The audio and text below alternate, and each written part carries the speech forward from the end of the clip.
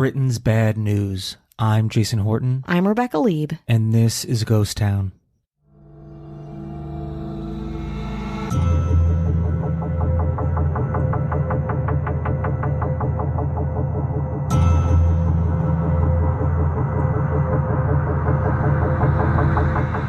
Well, it's simply that the past winter, one of the mildest in living memory, has had its effect in other ways as well. Most important of all, it's resulted in an exceptionally heavy spaghetti crop.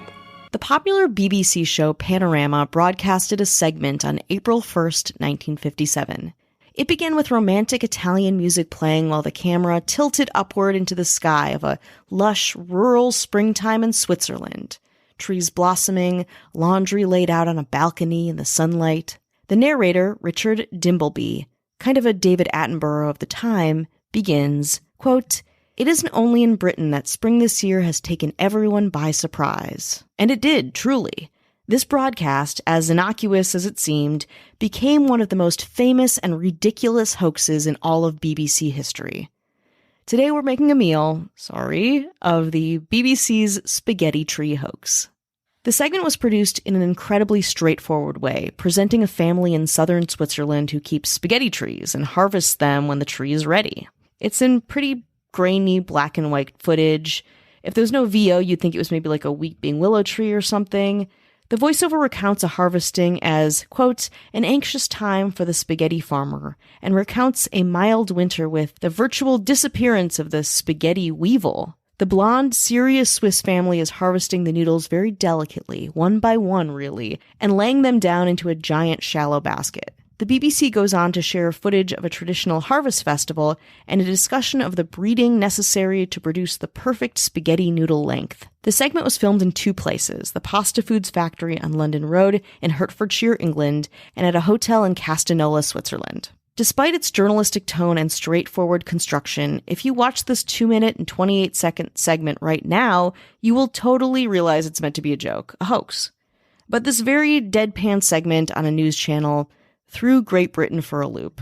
Everyone believed it for two very important reasons. One, in Great Britain in 1957, pasta was not often eaten.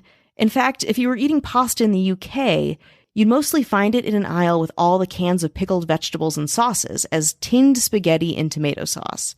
It was considered by many to be an exotic delicacy. Two, at the time, 7 million of the 15.8 million homes, about 44% in Great Britain, had television sets. TV was widely popular but still fairly new form of communication, used primarily for information, not as much for entertainment, especially a news channel.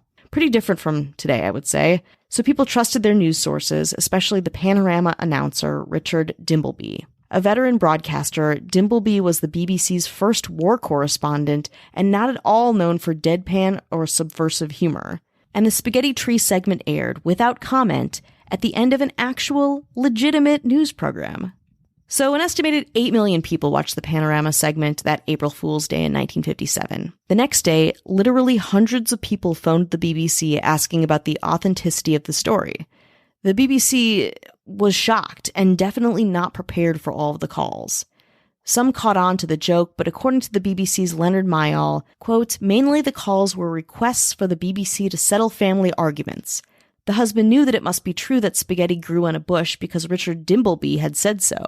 And the wife knew it was made with flour and water, but neither could convince the other. A few wanted to know where they could get their own spaghetti tree."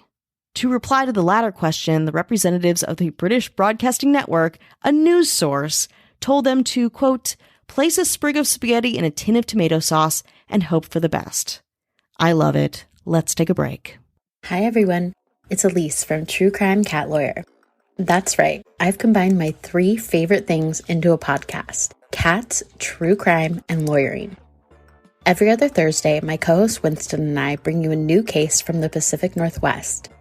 Winston is my sassy sidekick with a mustache who can often be found donning a bow tie. In other words, she's my cat. Winston and I are passionate about true crime and we love doing this podcast. As of this recording, we've released over 30 regular episodes and a few bonus episodes. Our episodes are focused on the victims and sharing their stories, something we take a lot of pride in. We're working hard to produce true crime content in an ethical way. Plus, every quarter, Winston and I donate our ad proceeds and Patreon proceeds to a true crime or animal-related nonprofit organization. If you're from the Pacific Northwest or you just enjoyed true crime, Winston and I would love for you to check out our show. You can find us on all the major podcast platforms like Apple Podcasts, Spotify, Stitcher, iHeartRadio, and Good Pods. We hope you'll join us for some true crime in the Pacific Northwest. So where did this great spaghetti hoax even come from? Panorama cameraman Charles de Jager dreamed up the idea after remembering how teachers at his Austrian middle school teased him and his classmates for being so stupid that if someone told them that spaghetti grew on trees, they would believe it. Great middle school. The editor of Panorama, Michael Peacock, told the BBC in 2014 that he gave de Jager a budget of £100 and pretty much just unleashed him onto Castanola, Switzerland to make the piece. Like we said earlier, the voiceover was key to the believability of the segment, and Richard Dimbleby brought it. Peacock said Dimbleby knew they were using his authority to make the joke work and that he loved the idea. Peacock hadn't told his superiors at the BBC that the prank segment was even going to air, so it was news to the BBC Two when it did, which again is something you could never get away with nowadays. Even the BBC's own Director General, Sir Ian Jacob, believed the hoax, at least at first. He and his wife tried to look up in the Encyclopedia Britannica, only to discover that the encyclopedia at the time didn't even mention spaghetti. Quote, "The spaghetti harvest was a splendid idea, beautifully shot and organized," he later wrote to de Jager. Quote, "This item has caused a great deal of delight, one way or another." Pretty cool for the head of the BBC to be pretty okay with a prank that nobody okayed to air. The BBC got a lot of heat for the decision to air a prank segment at the end of an otherwise serious news program. But David Wheeler, the Panorama producer who wrote the script, remained unrepentant, telling the BBC in 2004, quote, "I think it was a good idea for people to be aware they couldn't believe anything they saw on the television and that they ought to adopt a slightly critical attitude towards it." I mean, nowadays, Wheeler's words really ring true to me, though I think fucking with people can be an absolutely dangerous thing to do on a news source that they trust. News outlets kind of have a responsibility for us to inform, maybe not necessarily entertain, though nowadays the lines are, of course, more blurred than ever. I mean, 1957, you're not anticipating any tomfoolery when it comes to news broadcasts. No. In defense of people's gullibility, why would you think differently? And to look back in the 1950s, it's true, spaghetti and pasta, I feel like it was a lot of meat and potatoes, Wonder Bread. That's right.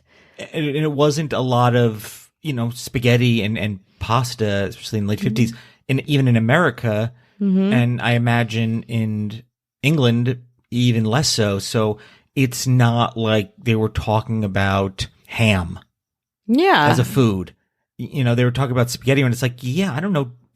I feel like spaghetti is used a lot in people talk, lore. Isn't there the spaghetti monsters, and there's some, I forget what. Spaghetti monsters. So the flying spaghetti monster is Pastafarianism, a social movement that promotes the lighthearted view of religion.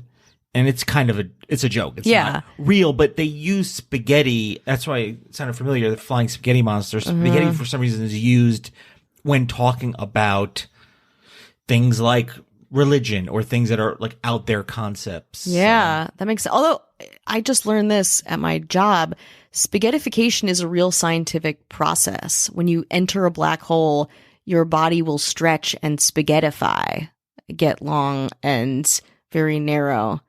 Interesting spaghetti facts we're all learning today, huh? Do you mean will I get tall though? Tall and skinny. Ooh.